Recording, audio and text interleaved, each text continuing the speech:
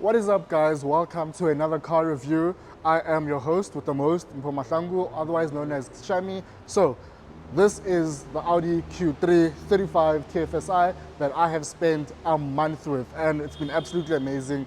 I've got to learn everything that there is to know about this car, so of course, I'm going to tell you everything that you need to know about it.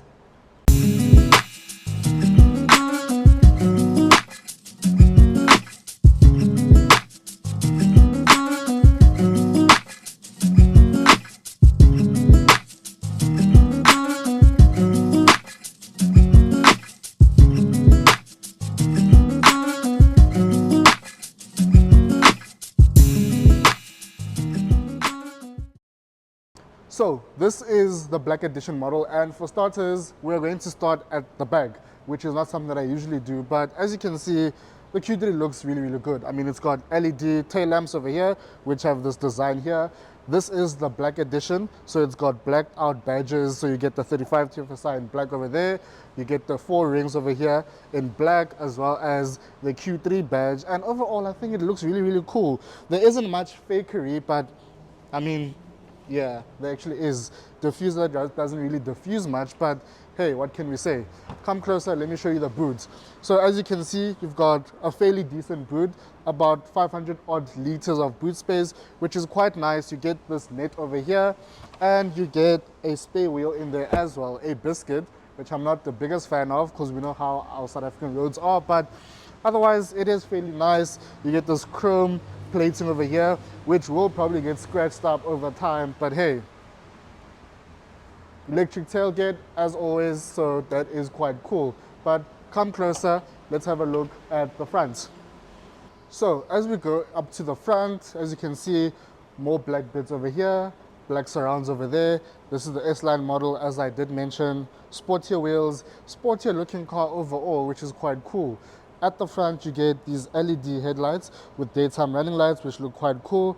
You get these black surrounds around the bumper over there, a black grille, which is quite nice. I really like it. You get those black 4 rings over here as well, and I mean, come on, guys. It looks really, really cool. But let me know down in the comments. Do you guys agree?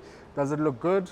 It does go up against the likes of the BMW X1, the Mercedes GLA, and the Volvo XC40. So I'm keen to know what you guys would pick in terms of styling. Let's go inside. So inside you are greeted by this leather wrapped steering wheel. It is multifunctional, of course, and overall the cabin does feel quite nice. The materials used are quite decent. You get some nice soft touch or somewhat soft touch materials, but the cabin feels quite spacious. It has a lot of space over here in the door cards, cup holders over here, some storage over here, some storage over here as well, which is quite nice. And overall, I think this is a really nice cabin, you know. So over here behind the steering wheel, you've got these this digital instrument display.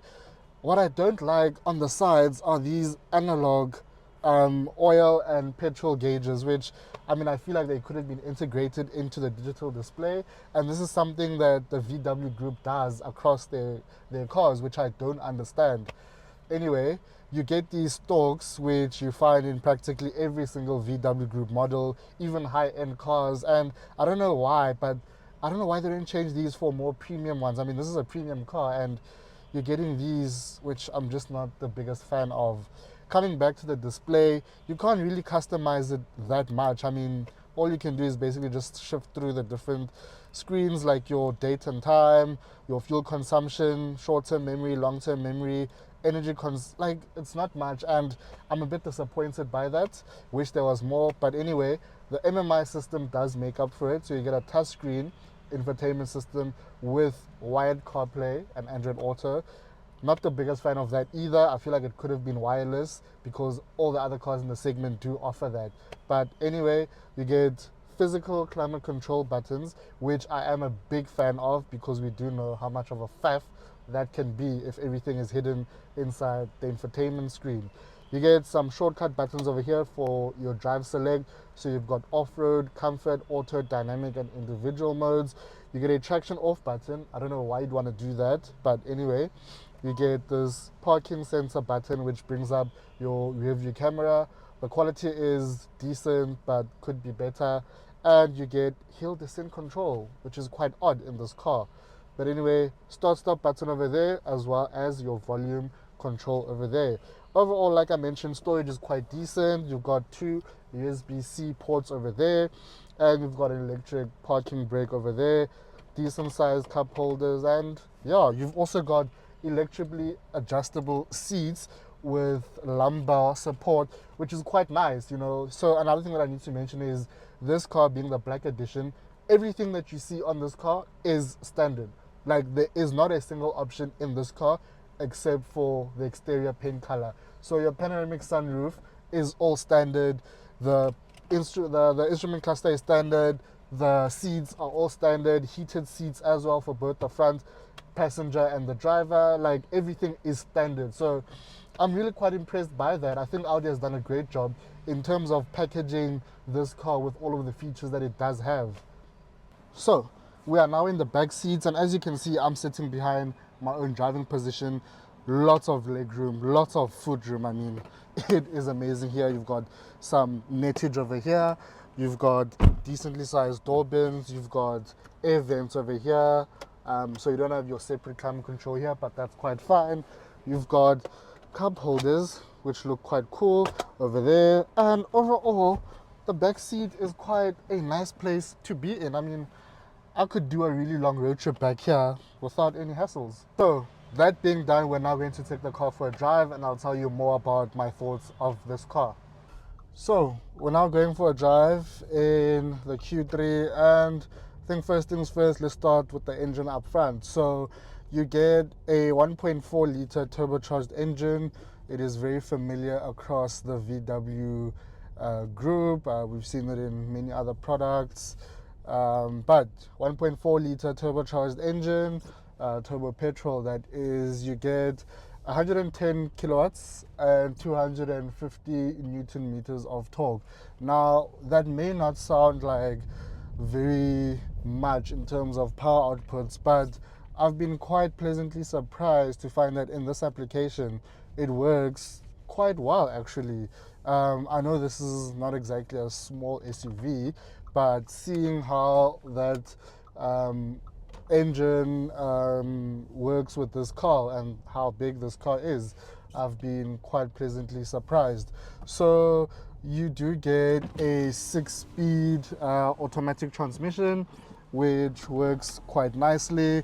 It can be jerky sometimes. Sometimes it can be jerky, especially when you are taking off from a standstill or moving from reverse to drive, for example. But you do get used to kind of how to modulate your foot against the throttle pedal. So that is quite cool. So going for a drive, I mean, like I said, I've spent a month with this car, so I've had a chance to really get to know this car in and out, and it's been quite nice. You know, you get a really comfortable driving experience. I mean, the car itself is really quite comfortable, even though it's riding on those sportier wheels. They do not really compromise on comfort, driving comfort too much. So I'm really quite happy about that. In terms of fuel consumption, I've been averaging about 7.1, 7.2 liters since I've gotten this car, and I've done about 2,000, almost 800, 2,800 kilometers in and around the city, mostly like 90%, well 80% in and around the city and about 20% on the highway. So that is actually quite commendable if you ask me. So I'm really quite impressed with that. As I mentioned earlier, that this car is really nice and spacious. I mean, I've had passengers in this car and no one has at any point complained that the car is either too small or not spacious enough or not practical enough. So that's quite nice. And speaking of practicality, obviously being a family car, you do get some nice safety features such as ISOFIX anchor points, which is quite cool. So families will be really pleased with this car. So now obviously we get to the crux of my verdict, which is obviously my final verdict, and obviously that has a lot to do with the price as well. And this Black Edition model is priced at 866,000 rand, and it's packed with a lot of features, like I did mention earlier on, features that you would otherwise be paying for in some other rivals. The thing is, though, those rivals are in my opinion, much better cars. And much better in the sense that they are much newer, much more technologically advanced. They look better, arguably, but that is quite subjective. But in many different aspects, this car's rivals do, yeah, they do perform better than this car. I mean, this car is pretty outdated, if we're being honest.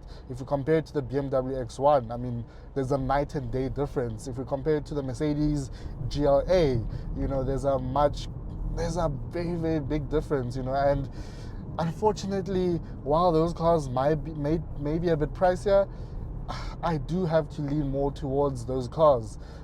First choice of mine would be the X1, followed by perhaps the Mercedes GLA, and then this Q3, and possibly the XC40 last. But yeah, it's quite hard to justify this car, as much as it's a really, really great car. You know, I really like this Q3. I love it, love it, love it to bits. But you know, it's just hard to justify spending the amount of money that you're spending here when you've got the rivals that it has. And it's just a pity, you know. And perhaps we'll see a new Q3 in the near future, who knows. But for now, I mean, it's quite clear that it does fall short of its rivals, and it's just a pity because, like I said, this is a really, really, really great car. You know, you're getting so much features for the money, you know, but it's just a bit too outdated.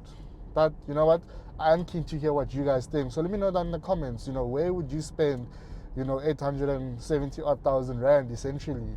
You know, are you going X1? Are you going GLA or Volvo XC40? Let me know.